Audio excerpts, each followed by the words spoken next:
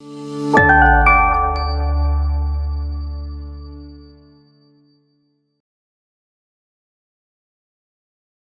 Friends, welcome to our channel friendly doctor.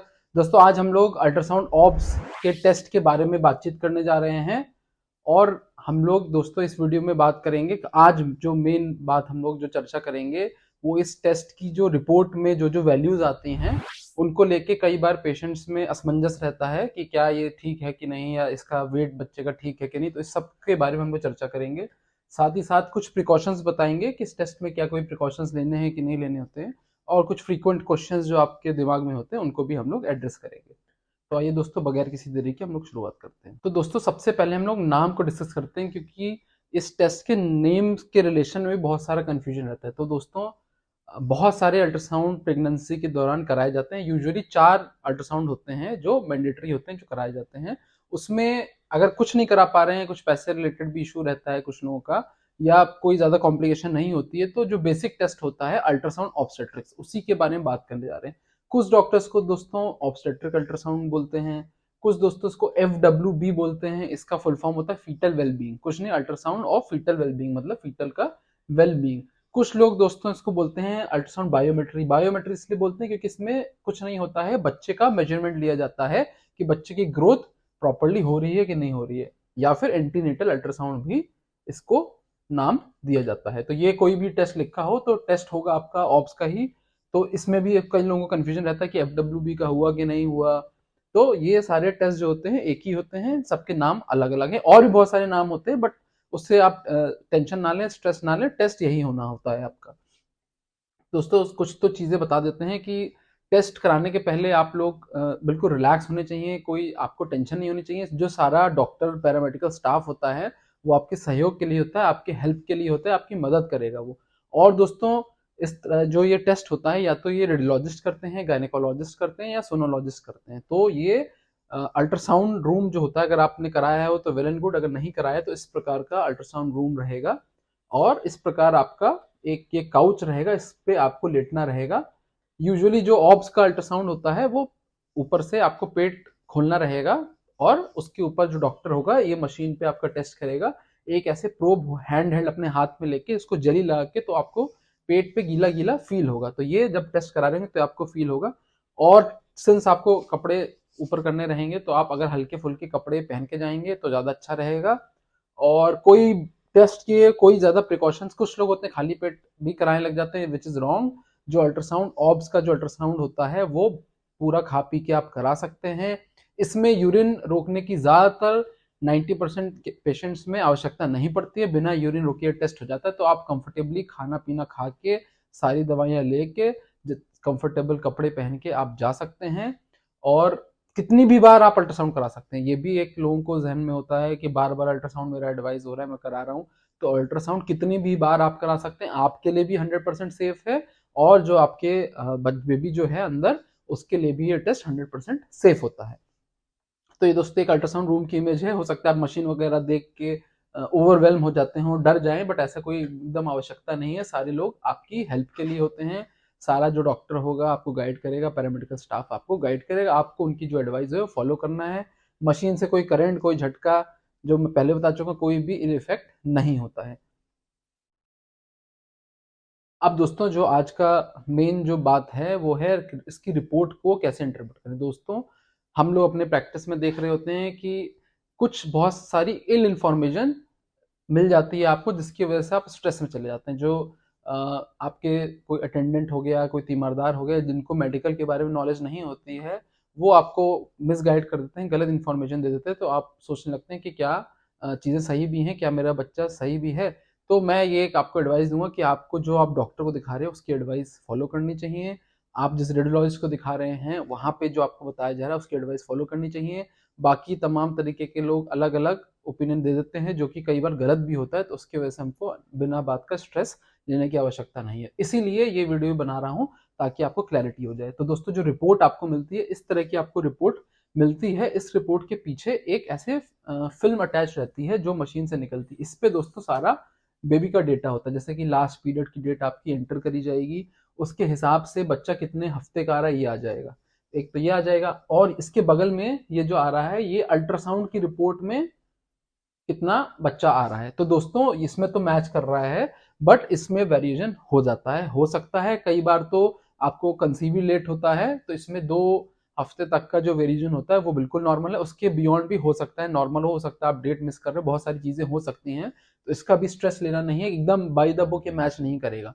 मान लीजिए 17 week 0 days है तो 18 वीक्स 1 डे भी आ सकता है, इसमें इसमें 16 वीक्स 5 डेज भी आ सकता है। तो ये एकदम आपको स्ट्रेस नहीं लेना है इस बात का, अगर आपका डॉक्टर कह रहा है कि अल्ट्रासाउंड ठीक है तो ठीक है। तो एक तो ये इन्फॉर्मेशन है। दूसरा, ये इसमें आपकी जो डिलीवरी की डेट है वो आएगी बाय द एलएमपी। दोस्तों ये जो डेट होती है यूजुअली सही होती है और एक्यूरेट होती है, अगर आपको एलएमपी डेट ठीक से याद होती है तो। अल्ट्रासाउंड की जो डेट होती है दोस्तों वो वेरी करती रहती है। फॉर एग्जाम्पल खास तौर पे जैसे आपने शुरुआत में 20 वीक्स पे कराया तो डेट तब भी काफी एक्यूरेट आएगी, बट जैसे जैसे प्रेगनेंसी बढ़ जाती है तो ये जो पैरामीटर्स होते हैं ये इधर उधर डेविएट करने लगते हैं। और जैसे फॉर एग्जांपल हम 34-35 वीक्स पे कराया तो ये डेट हो सकता है गलत आए, वेरिएबल आ सकती है अल्ट्रासाउंड के हिसाब से। तो ये जो अगर बाकी सारे अल्ट्रासाउंड शुरू के आपके मैच कर रहे थे एलएमपी के हिसाब से, तो ये जो डेट होगी ये आपकी ज्यादा एक्यूरेट होगी रेदर देन जो अल्ट्रासाउंड से जो डेट आ रही होगी उसकी। अब दोस्तों साथ ही साथ ये वजन है, EFW जो ग्राम में आ रहा है वेट। अब आप सोच रहे हैं बस बेबी का वजन 175 ग्राम है। कई लोग क्या दोस्तों, बहुत ज्यादा कॉमन क्वेश्चन रहता है कि सर बच्चे का वजन तो सिर्फ 180 ग्राम से आ रहा है, मेरा बच्चा तो बहुत दुबला पतला है। ऐसा नहीं है, ये शुरुआत में बेबी का वेट इतना ही रहता है। इसमें भी अगर कोई वेरिएशन होगा तो आपकी रिपोर्ट में लिख के आएगा, आपका डॉक्टर आपको जानकारी देगा। तो 150, 180, 200, 220 ग्राम जो वेट होता है नॉर्मल होता है। अब सिंस ये 17-18 हफ्ते का बच्चा है तो इसका ये वेट नॉर्मल रहता है।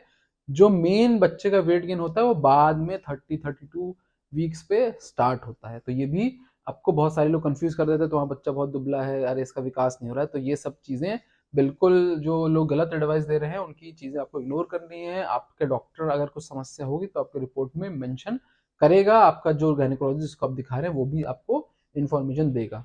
फिर दोस्तों ये मेन जो होते हैं पैरामीटर्स, जगह जगह हम लोग बच्चे को आगे में डिस्कस भी करूंगा मेजर करते हैं, उसके हिसाब से ये बच्चे के पैरामीटर्स निकलते हैं। ये भी +- 2 हफ्ते हो सकते हैं, कोई एकदम बाय द बुक नहीं रहता है। ये एक्चुअली जो बच्चे के मेजरमेंट होते हैं वो मेजर कर लिया जाता है, इसमें भी वेरिएशन इज नॉर्मल और इसी के बेसिस पे बच्चे का वेट कैलकुलेट किया जाता है। फिर दोस्तों इस प्रकार से फ्लूइड वगैरह का भी स्टेटस रहेगा। तो ये रिपोर्ट के बैक साइड में इस तरह का एक फिल्म अटैच रहेगा, उस पर आप जाके देख सकते हैं, समझ सकते हैं। फिर दोस्तों ये रिपोर्ट ऐसे इस तरह की रिपोर्ट आपको मिलेगी, इसमें ये सारे पैरामीटर्स के बारे में चर्चा है।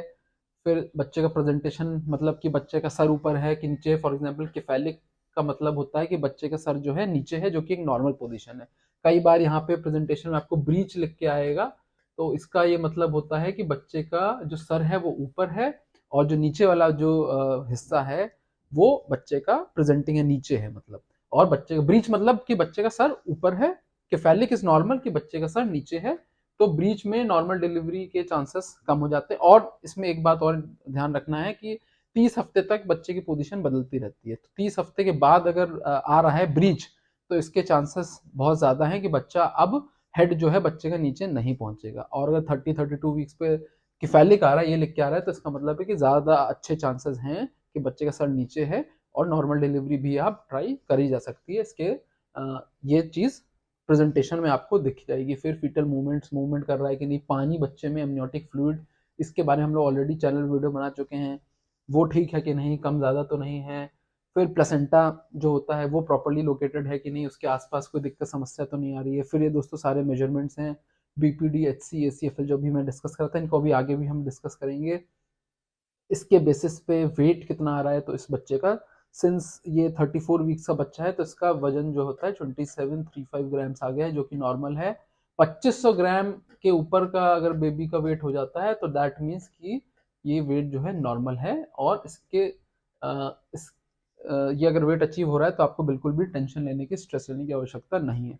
साथ ही साथ बच्चे का हार्ट रेट में दोस्तों बहुत कंफ्यूजन होता है। जैसे इसमें 141 हार्ट रेट लिखा है, तो आप लोग सोच रहे होंगे कि हमारा हार्ट रेट तो 70, 72, 75 रहता है, भाई बच्चे का तो हार्ट रेट बढ़ा हुआ है, इसका मतलब इसको दिक्कत है। ऐसा नहीं है दोस्तों, जो बच्चे का जो हार्ट रेट होता है वो 120 से 180 नॉर्मल होता है, यानी कि 120 से 180 बच्चे का हार्ट रेट नॉर्मल होता है। 120 से कम एबनॉर्मल है, 180 से ज्यादा भी एबनॉर्मल, यानी कि 70 अगर बच्चे का हार्ट रेट आ रहा है तो वो रॉन्ग है। रॉन्ग नहीं, वो बच्चा मतलब उसको दिक्कत हो रही है, उसका हार्ट रेट कम हो रहा है, बच्चे में कोई समस्या है। तो ये भी हार्ट रेट का इंपॉर्टेंस है। बहुत लोग गलत आपको ओपिनियन दे देंगे भाई कि बच्चे का हार्ट रेट बढ़ा हुआ है, तो नहीं, 140 हार्ट रेट बिल्कुल नॉर्मल है, 160 हार्ट रेट बिल्कुल नॉर्मल है। फिर इस तरह से कोई लूप तो नहीं, गले फंदा तो नहीं फंसा हुआ है, जैसे इस केस में 2 लूप थे। फिर फाइनल इंप्रेशन इसमें आ जाता है।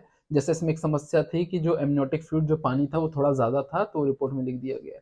इसमें और भी कोई समस्या होगी तो आपकी इंप्रेशन में डॉक्टर यूजुअली लिख देते हैं। इसमें अगर सब चीज़ें ठीक आ रही हैं तो आप बिल्कुल स्ट्रेस फ्री रहें, इसको पढ़ के आप पूरा एनालिसिस लगा सकते हैं कि सारा चीज़ें बच्चे में ठीक हैं कि नहीं। अब दोस्तों जो इस तरह से ये अल्ट्रासाउंड की ही इमेज है, इस तरह से बच्चा दिखेगा। और फिर बच्चे के जगह जगह जैसे हम लोग हेड नापेंगे बच्चे का, फिर बच्चे का पेट नापेंगे, और बच्चे की जो लॉन्ग बोन होती हैं, थाई की जो बोन होती है, फीमर जिसको बोलते हैं, उसको नापेंगे। तो जो बीपीडी होती है ये दोस्तों, ये बच्चे का हेड है। तो ये बच्चे का हेड का पूरा सरकमफेरेंस मशीन में मेजर कर लेते हैं। एचसी मतलब कि हेड सरकमफेरेंस, बच्चे का हेड का सरकमफेरेंस हो गया। फिर बीपीडी दोस्तों नापेंगे, यानी कि बच्चे का इस तरह से जो डायमीटर होगा उसको मेजर करेंगे। इसको बीपीडी बोलते हैं, by parietal diameter full form होता है। फिर दोस्तों ये एसी मतलब ए मतलब एब्डोमेन, ये बच्चे का पेट है, एब्डोमेन है। ए सी मतलब एब्डोमेन सर्कमफेरेंस, तो बच्चे को पेट को सर्कमफेरेंस नापा जाएगा, ये एसी होता है। दोस्तों यही सब मेजर कर किया जा रहा है, जिससे रिपोर्ट आपकी निकल के आएगी। इसी के बेसिस पे बच्चे का वेट आपको पता चलेगा। फिर ये लॉन्ग बोन, फीमर बोन जो होती है, थाई की बोन होती है, उसको मेजर कर लिया जाएगा।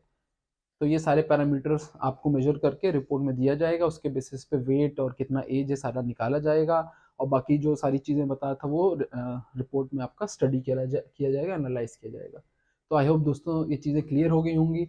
अगर कोई पेशेंट को अपनी रिपोर्ट के रिलेटेड क्वेरी है, या कोई आपके घर में भी प्रेग्नेंट है, तो आप ये वीडियो उनसे शेयर कर सकते हैं। आई होप ये वीडियो आपको पसंद आया होगा। हमारा चैनल को सब्सक्राइब कर लीजिए, क्योंकि हम लोग ऐसा और भी मेडिकल रिलेटेड कंटेंट अपने चैनल पे पोस्ट करते रहते हैं।